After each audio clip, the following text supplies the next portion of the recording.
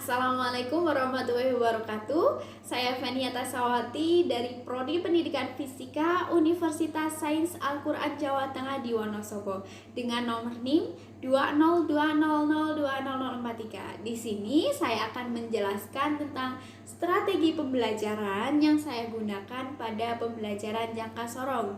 Nah, untuk tujuan pembuatan video ini adalah untuk memenuhi ujian tengah semester pada mata kuliah strategi pembelajaran fisika yang diampu oleh Bapak Khairi SPD MPD.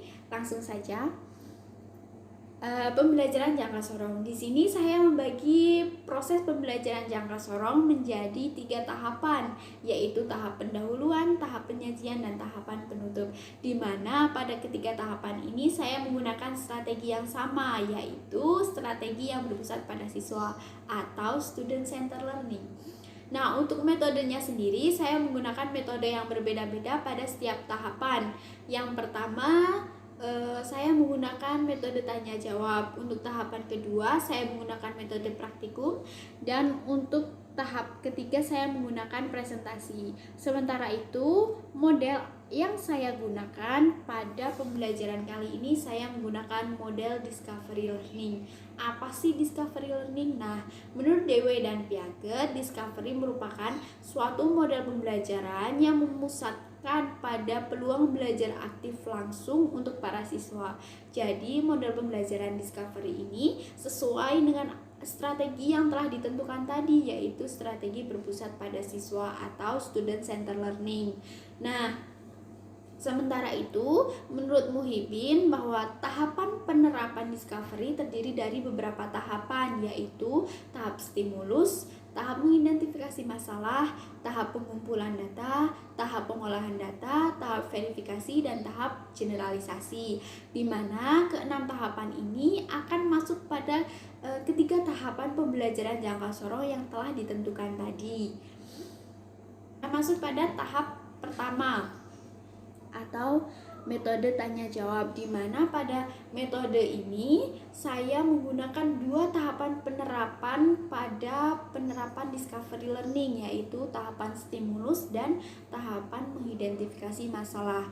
Jadi siswa akan diajukan pertanyaan dengan gambar masalah-masalah, sehingga mereka mendapat stimulus dari pertanyaan itu dan mengamati masalah dari gambar yang disajikan. Contohnya, gambar seorang bayi yang mengenakan cincin. Tangan bayi itu kan sangat kecil. Nah, bagaimana cara mengukur diameter cincin bayi? Selanjutnya ada juga gambar kelereng dan bola bekel, di mana akan diajukan juga pertanyaan bagaimana cara mengukur kedua benda tersebut, cara mengukur diameter kedua benda tersebut, sehingga siswa akan berpikir mengenai alat apa yang bisa digunakan untuk mengukur benda-benda bulat ini, sementara benda ini juga sangat kecil, sehingga alat itu memerlukan ketelitian yang lebih daripada sekedar penggaris. Nah, apa sih alat itu ya? Apalagi kalau bukan jangka sorong gitu ya. Jadi pertanyaan diajukan agar siswa mendapat stimulus. Nah, stimulus untuk kemudian berpikir mengenai jangka sorong. Nah, pertanyaan-pertanyaan masalah seperti tadi itu memberi siswa stimulus. Kemudian siswa akan mengamati dan bertanya mengenai jangka sorong, yang berarti ini siswa sudah mengidentifikasi masalahnya. Selanjutnya masuk pada tahapan penyajian, di mana menggunakan metode praktikum dan diskusi, di mana pada tahapan penyajian ini menggunakan atau masuk pada 2 tahapan penerapan discovery yang berikutnya, yaitu tahap pengumpulan data dan pengolahan data, di mana tekniknya saya membagi siswa menjadi 2 kelompok besar, di mana kelompok pertama siswa akan mempraktikkan dengan mengukur diameter kelereng secara langsung dengan data-data yang dia kumpulkan. Kemudian siswa akan mengolah data-data tersebut. Kemudian pada kelompok 2 saya membagi siswa. Kemudian pada kelompok 2 kemudian pada kelompok 2 kedua, siswa akan mempraktikkan dengan mengukur diameter bola bekel dengan data yang telah dikumpulkan, kemudian siswa mengolah datanya. Jadi kedua kelompok besar ini masing-masing mempraktikkan secara sendiri bagaimana cara mengukur kelereng dan bola bekel, sehingga mereka akan berdiskusi dan mendapat data yang valid atau mendapat data-data dari pengukuran ini. Mereka kemudian akan mengumpulkan bagaimana cara menggunakan jangka sorong, bagaimana mengukur benda tersebut, begitu. Jadi mereka akan praktik dan diskusi dengan sesamanya.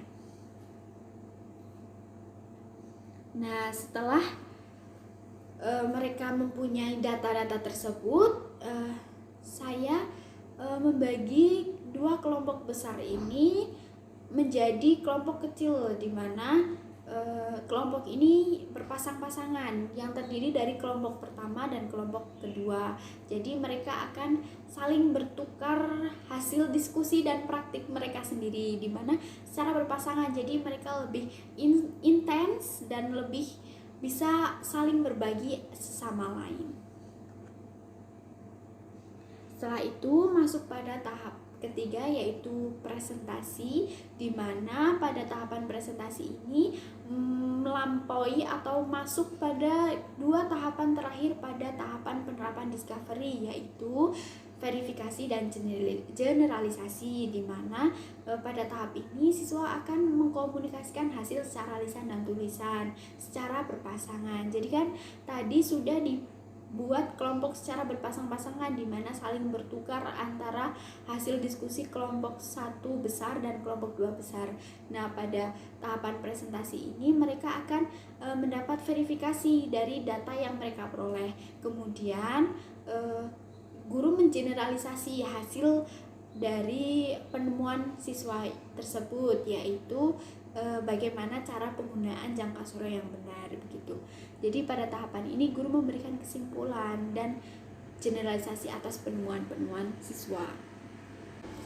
Jadi model pembelajaran discovery tadi telah terlaksana atau terlampaui dengan sempurna, di mana 6 tahapan menurut Bu Hibin tadi masuk pada ketiga tahapan pembelajaran jangka sorong yang telah saya bagi, di mana pada proses mengamati dan menanya yang tahapan stimulus dan mengidentifikasi masalah masuk pada tahapan pertama, dan proses pengumpulan data dan mengolah data atau menalar masuk pada tahapan ketiga, di mana pada tahap verifikasi dan generalisasi masuk pada tahapan ketiga. Begitu. Jadi strategi yang saya gunakan adalah strategi yang berpusat pada siswa atau student center learning dengan model pembelajaran discovery learning dengan metode yang berbeda-beda pada setiap tahapannya. Begitu. Sekian yang dapat saya sampaikan. Kurang lebihnya saya mohon maaf yang sebesar-besarnya. Wassalamualaikum warahmatullahi wabarakatuh.